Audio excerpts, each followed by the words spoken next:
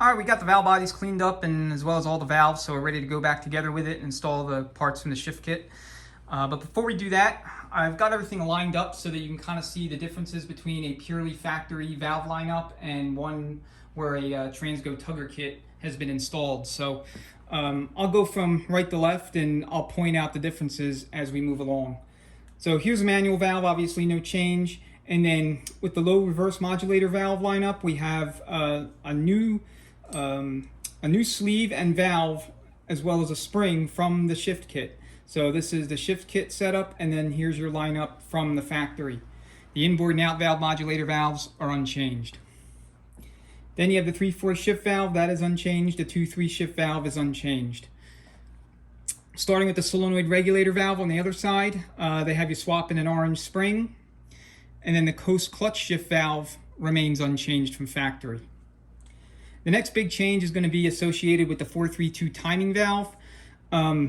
Transgo calls this the quick fill valve. All the factory literature as well as ATSG and Sonex refer to it as the 432 timing valve, but they have you swap in a new valve and a new spring, and you'll notice the valve in the Transgo kit is a lot wider in this middle land than the land on the factory valve.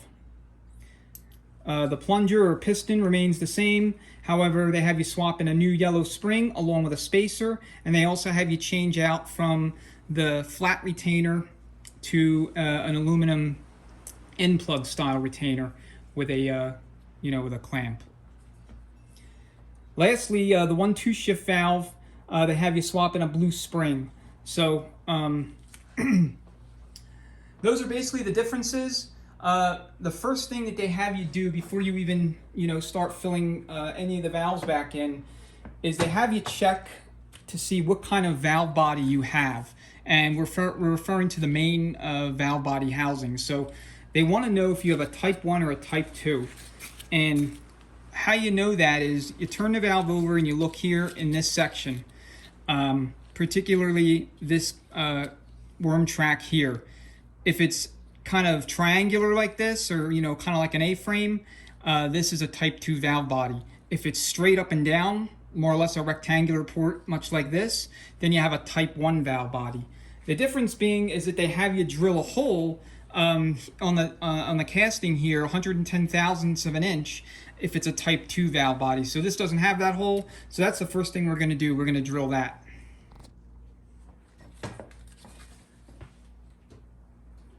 So I'm going to mark with a Sharpie just so there's no mistaking as far as where the hole needs to go.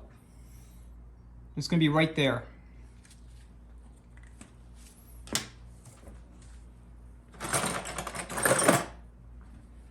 So what I'll do is I'll use a center punch just to get some place for the bit to bite into.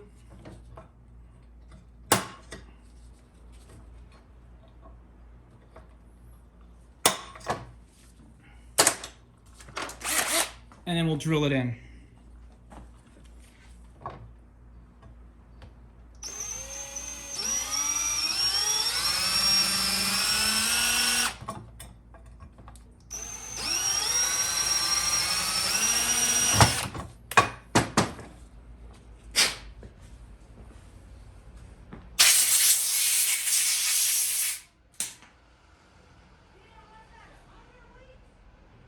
That's what it looks like. And that was a FedEx driver. Okay, so now that that's done, next thing we got to do is we have to polish up a couple of those bores that were giving us a little bit of trouble on this assembly. So that was the solenoid regulator valve and the whatever you want to call it, 432 timing or a quick fill valve, but where the plunger goes.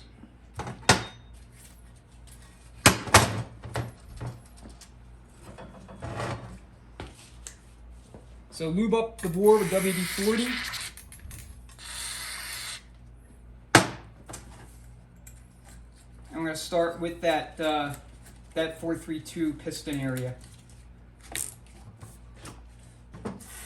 And then lube up your bench buddy.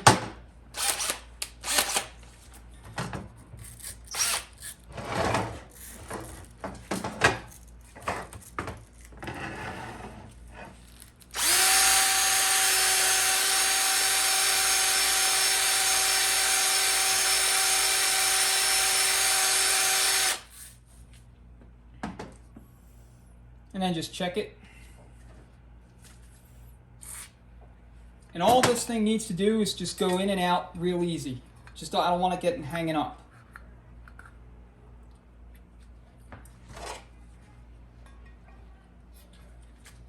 So it looks like we got a little bit more to do.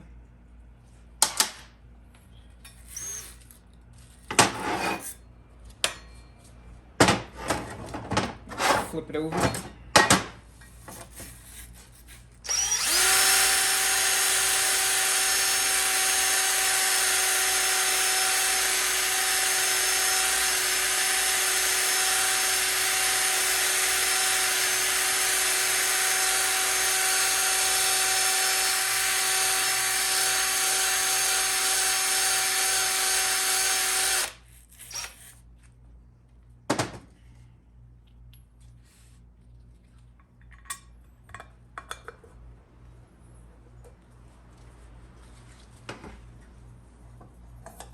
Okay, that feels a lot better. So as you can see, I was able to easily, take it out, put it in without having to use exotic methods for removing it.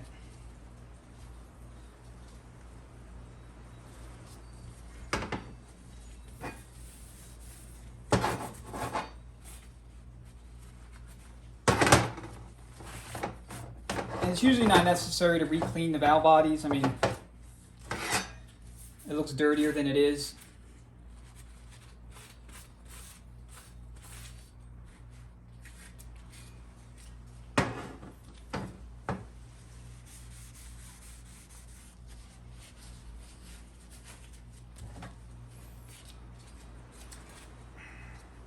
All right, next is the solenoid regulator valve. Again, same deal. Okay, I just put it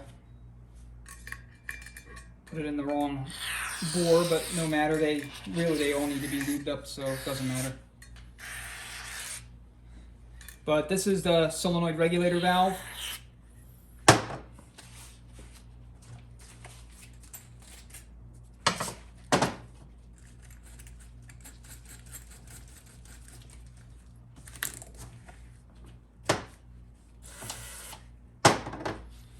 And then same kind of deal.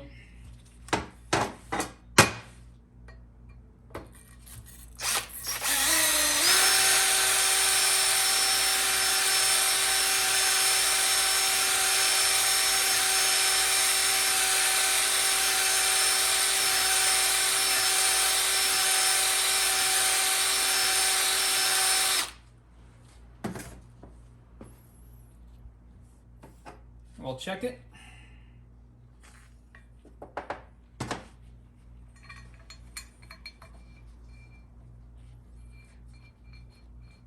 Still feels kind of draggy. It's a little better, but I think it needs a little bit more time.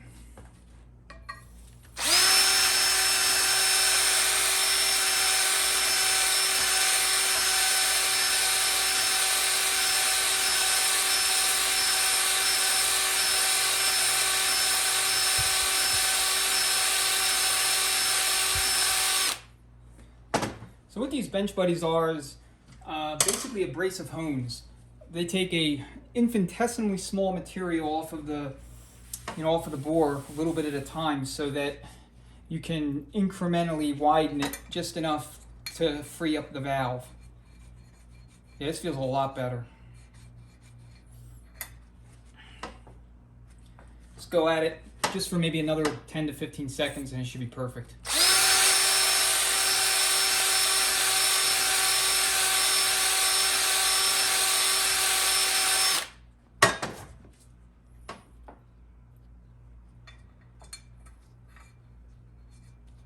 Yep, I think that'll work.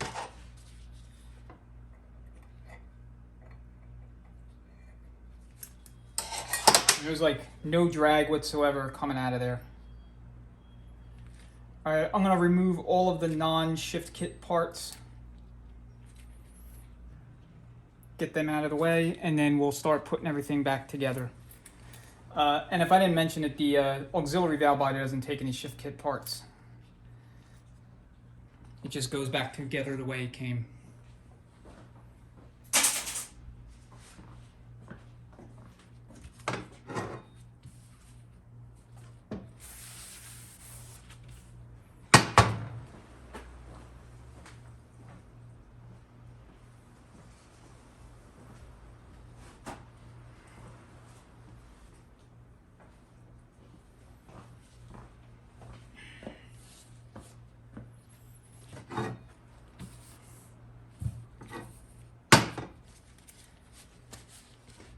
Okay.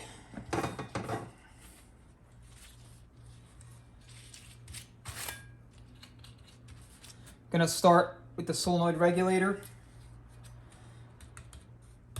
coast clutch, then we'll move to the quick fill or /432 timing, and then we'll do the 1-2 shift, and then I'll flip it over to the other side.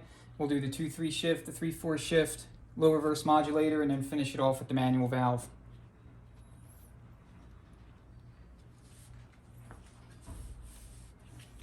I want to make sure you got a good view of what I'm doing here.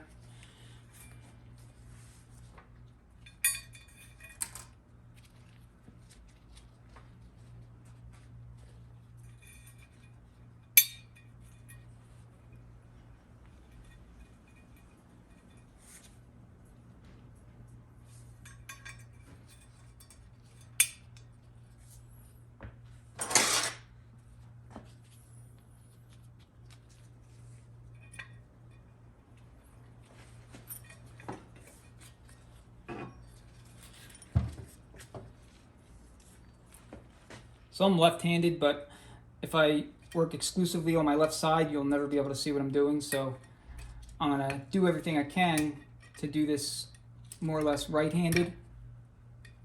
But if it starts to look like I have no idea what I'm doing, then I'm gonna have to have the left arm come to the rescue, and I'll just reposition the camera.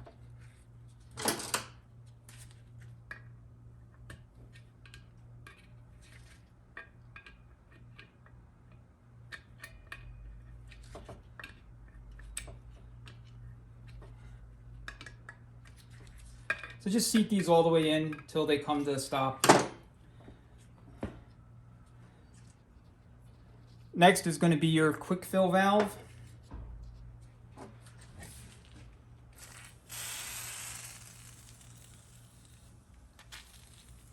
And while I'm at it, I'll soak the rest of them in WD. So the quick fill valve goes in with the spring first, and then the valve.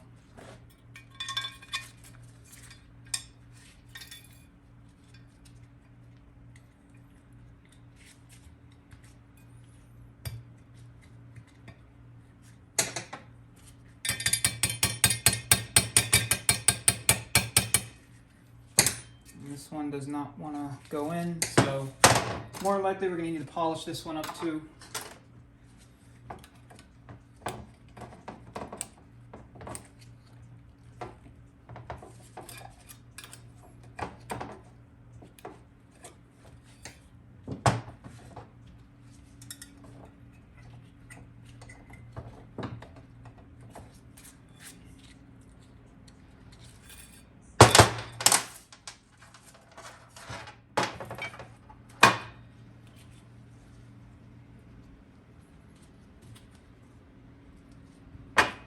All right, no problem.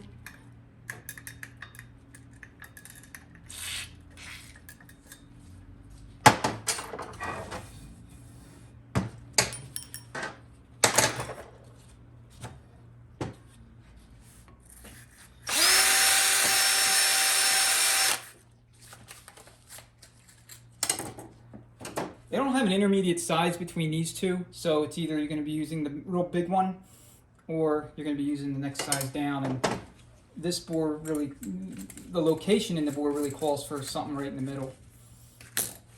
Or if they do make one, I don't have it.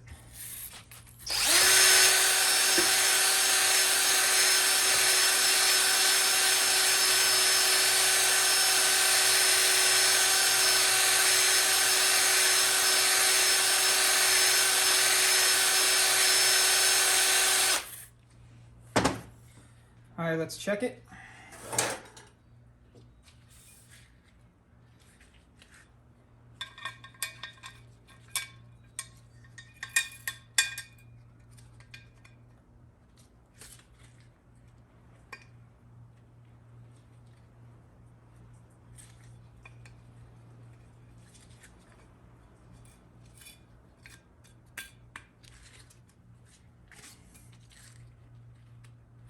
It's in there, but it's kind of tight.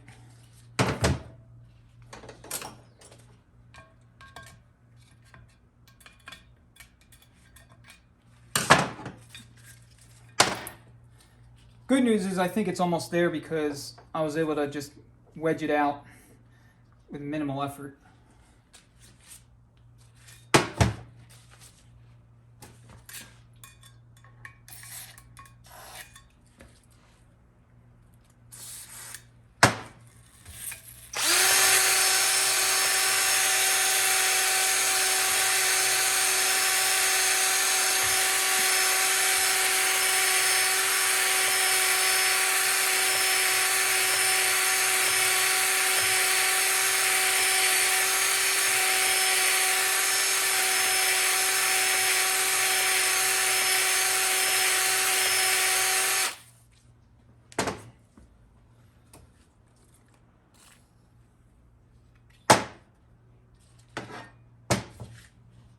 A lot of times these valve bodies will warp slightly. You know, this is a heavy duty transmission. You know, it sees a lot of miles, a lot of hard miles. I mean, that's typical in 40100s. I mean, a lot of them are coming out of work trucks and, you know, vehicles that do a lot of idling, a lot of inner city or in traffic driving where they're constantly, you know, stop and go, working, idling. So there's a lot of heat that will build up that you know, a typical, you know, non-commercial vehicle will never see.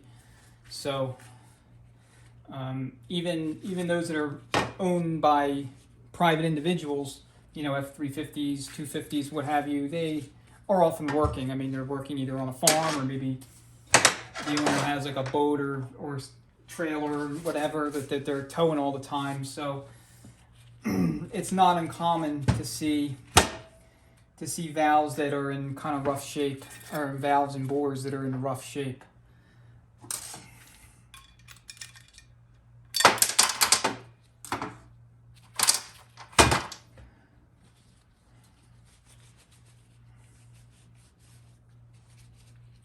I'm gonna give it another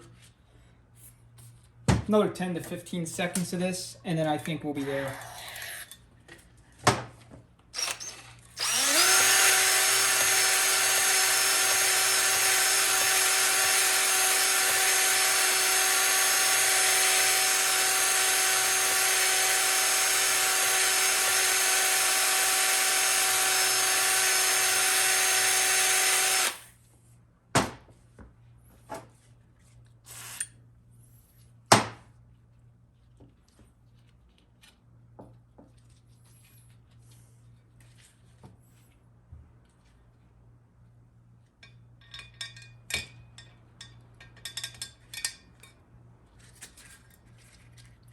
Yeah, it would help if I put it in correctly. Spring goes in first.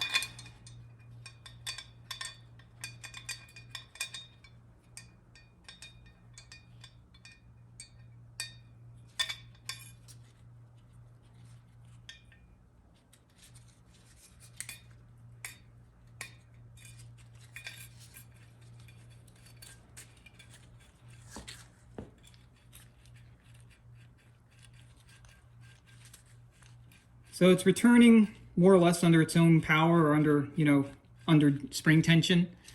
So as long as it's doing that, it's not going to hang up.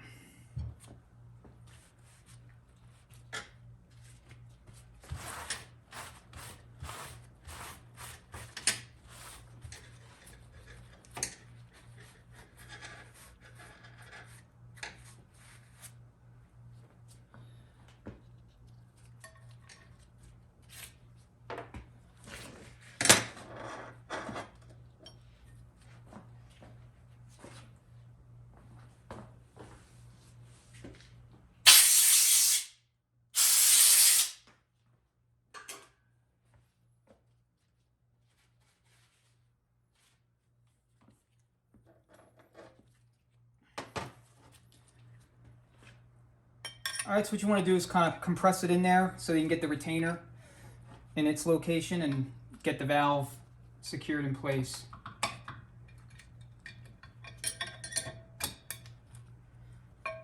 You get started with the punch, and then you can finish it off with a screwdriver. Just go in between the slot and push the valve in, and then that should allow you to put the retainer in.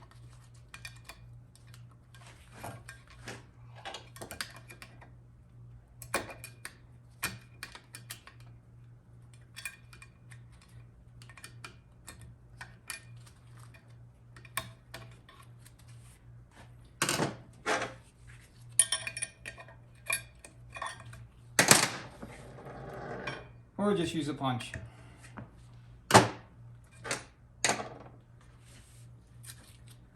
right, now your plunger.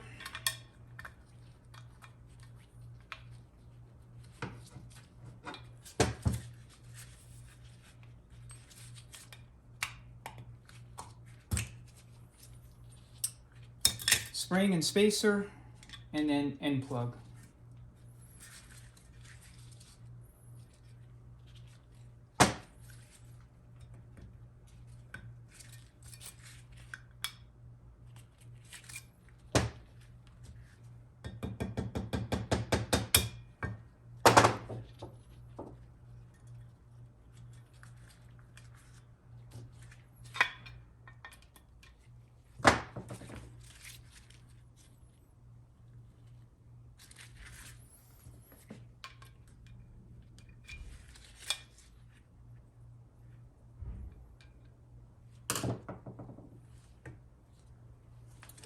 So we'll check the quick fill valve.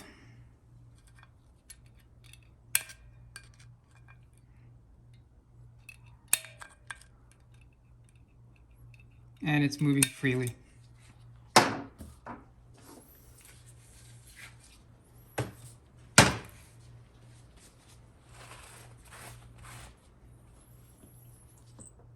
One-two shift valve and drive valve. The drive valve is that little, this little thing. So spring in first, then the 1-2 drive valve, or excuse me, the 1-2 shift valve, then the drive valve. And make sure they move nice and free, which these do.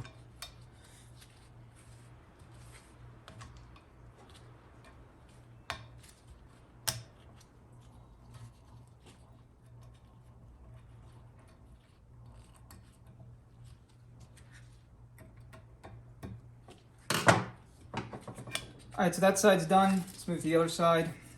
And then we'll start with our 2-3 shift valve, then the 3-4, then the low reverse modulator valve, and then we'll finish up with the manual valve.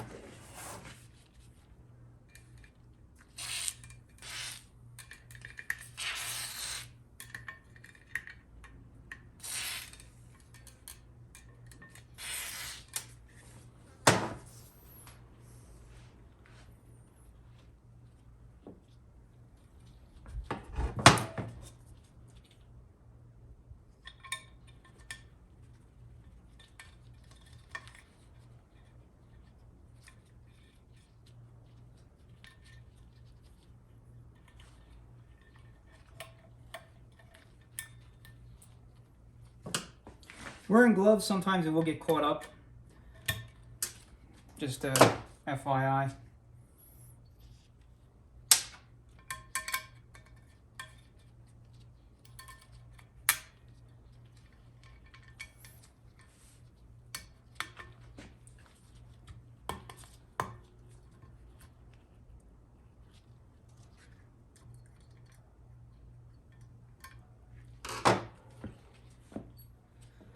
All right, now your low reverse modulator inboard and outboard valves, or inboard and outboard valves, excuse me.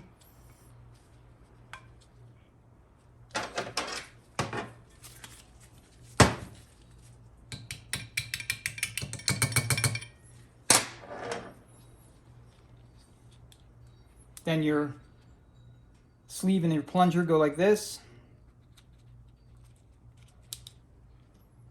Then the little spring.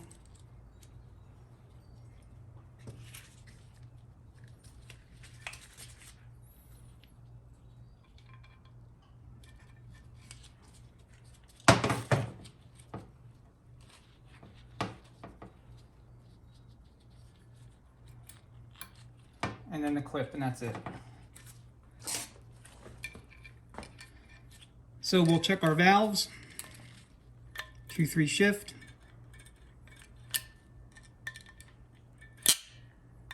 3-4.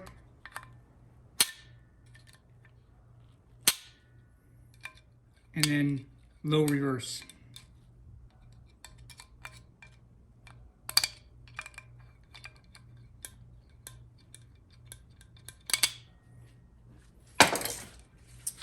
Last but not least, we have our manual valve. Replace the little snap ring.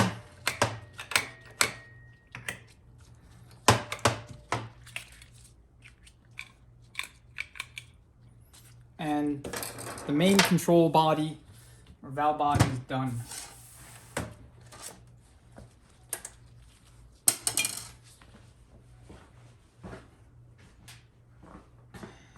If I recall, we did not have any issues with the auxiliary valve body.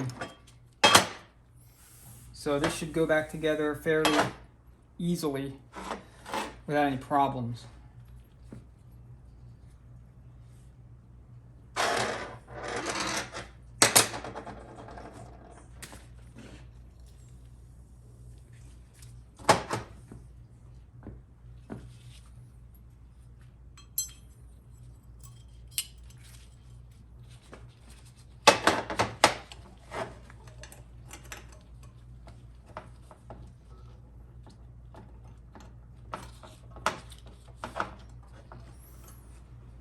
So engagement control and manual transition valve.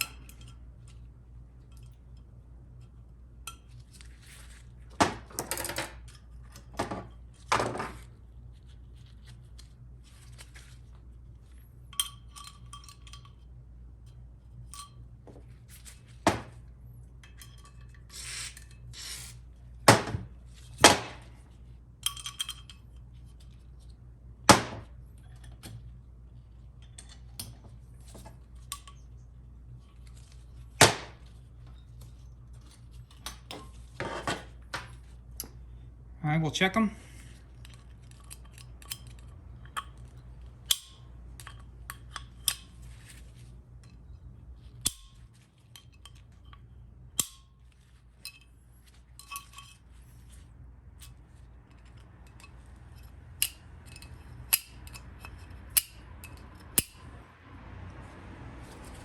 Okay, that's it. I have a separate segment on the accumulator body. There's a whole, I guess, suite of spring setups that go into the accumulator body from the shift kit. So you're replacing all of the factory spring setups in the 1, 2, 2, 3, and 3, 4 with ones from the shift kit. And then I typically replace the stock line pressure modulator valve with a Sonix valve, the Sonix equivalent.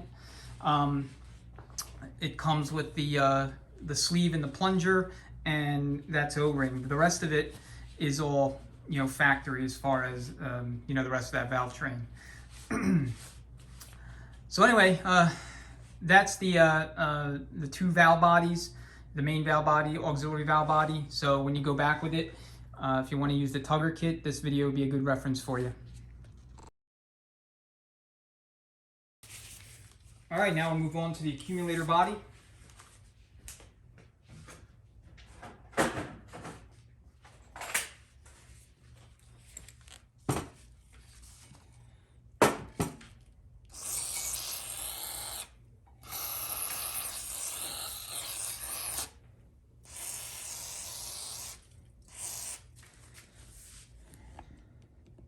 Just go ahead and spray down your valve trains.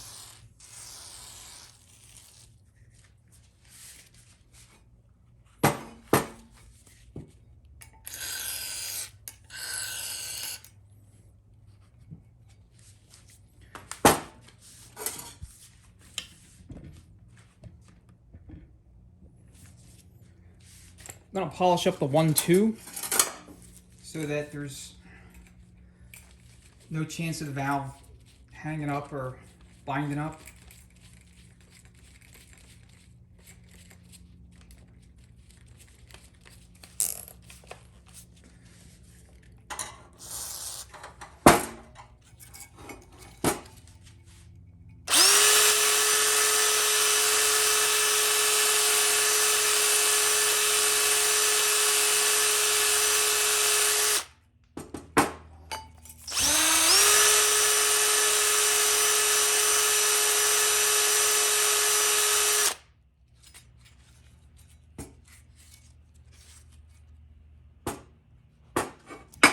kind of do the same for all of them.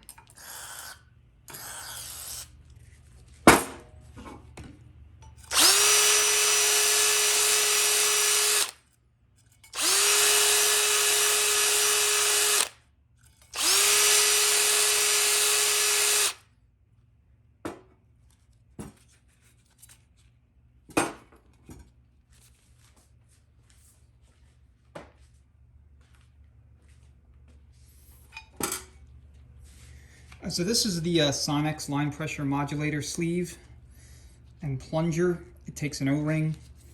Transgo has their own version as well, but I like the Sonex one primarily because of the O-ring. Alright, so we'll go ahead and we'll start there. So insert your line pressure modulator valve itself.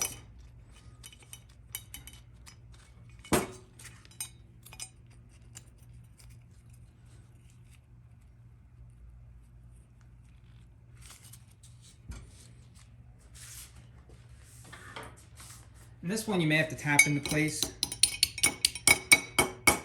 but it should go all the way down without any real resistance.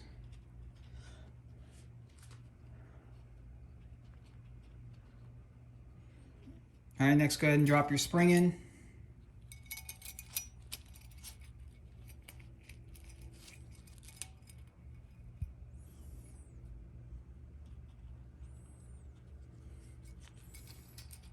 Then your second spring.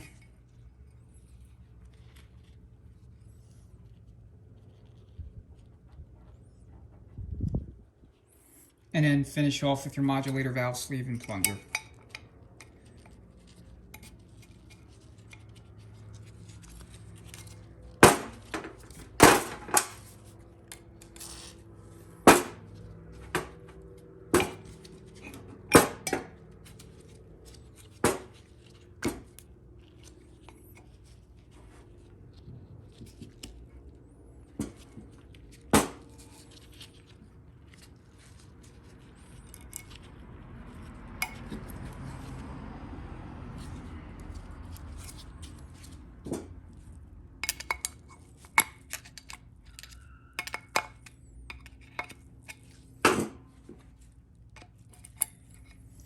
So this valve will float a little bit in the bore.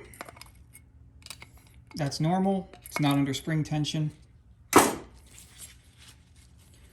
right, next step is the 1-2 accumulator. So start with your 1-2 accumulator valve and your spring.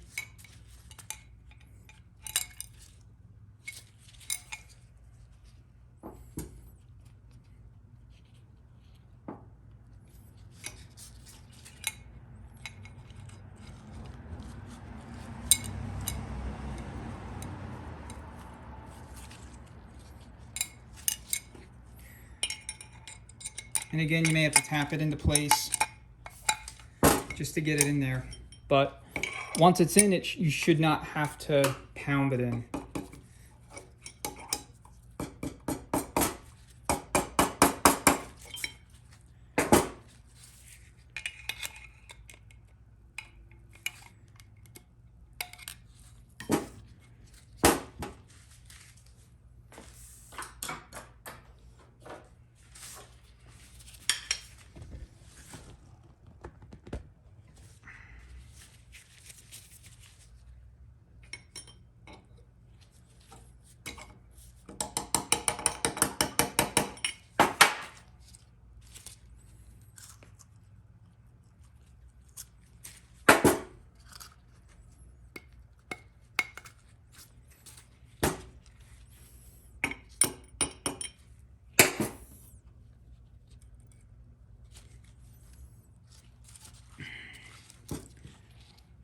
So the next thing you're going to need to do is you're going to take your retainer.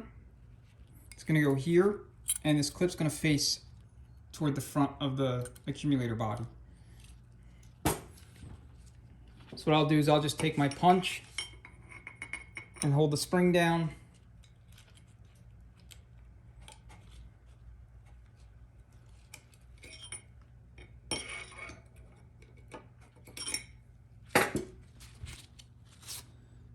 like so.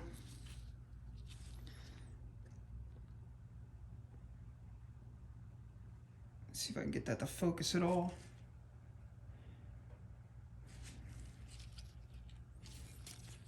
And then you have your spring, and again the spring is going to face the front of the bore.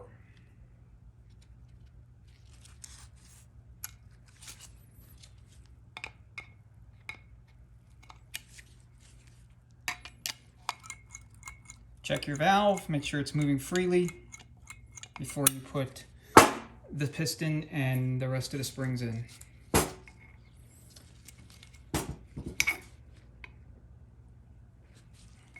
So they just simply drop right in like this. And as always, threaded port facing out.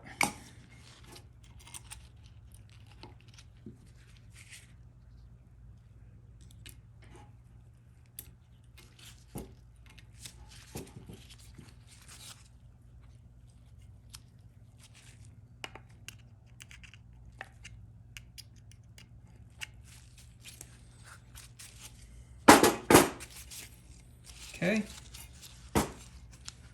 Next we'll do the 2-3. Same kind of deal. Just basically going to drop it in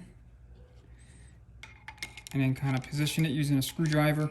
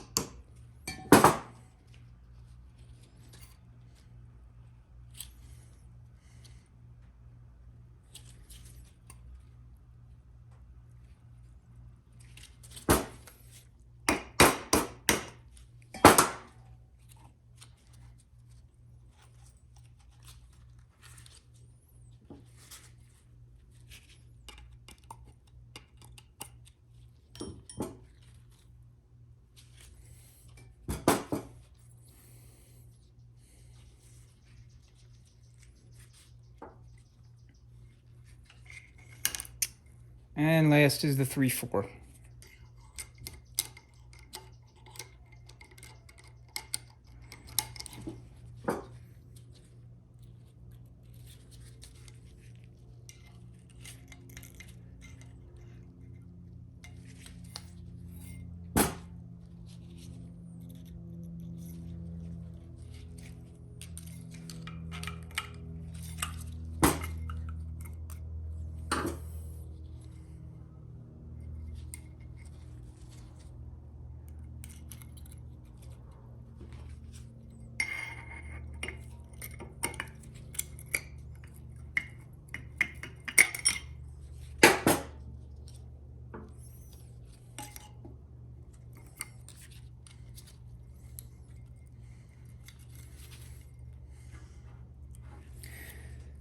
Every once in a while it'll hang up on the spring, so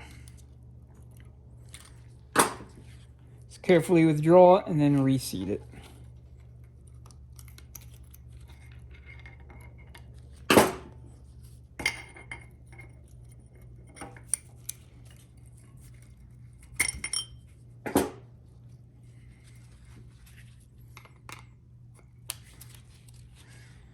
All right, let's check this one, make sure it moves.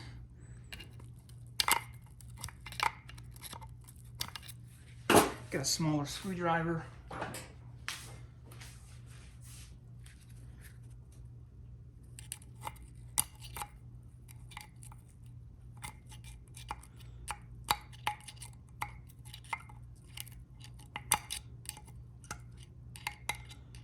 Okay, so this one looks like it's bound up, so this is going to come out and we're going to repolish.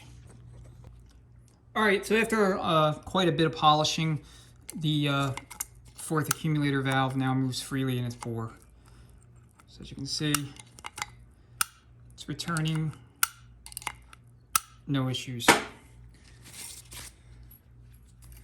All right, just conclude with the accumulator piston itself along with the springs.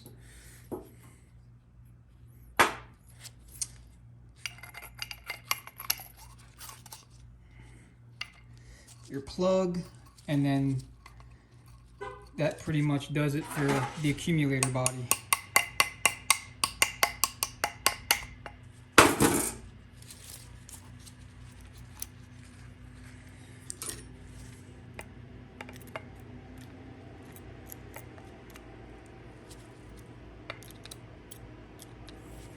If I can get the clip in, that is.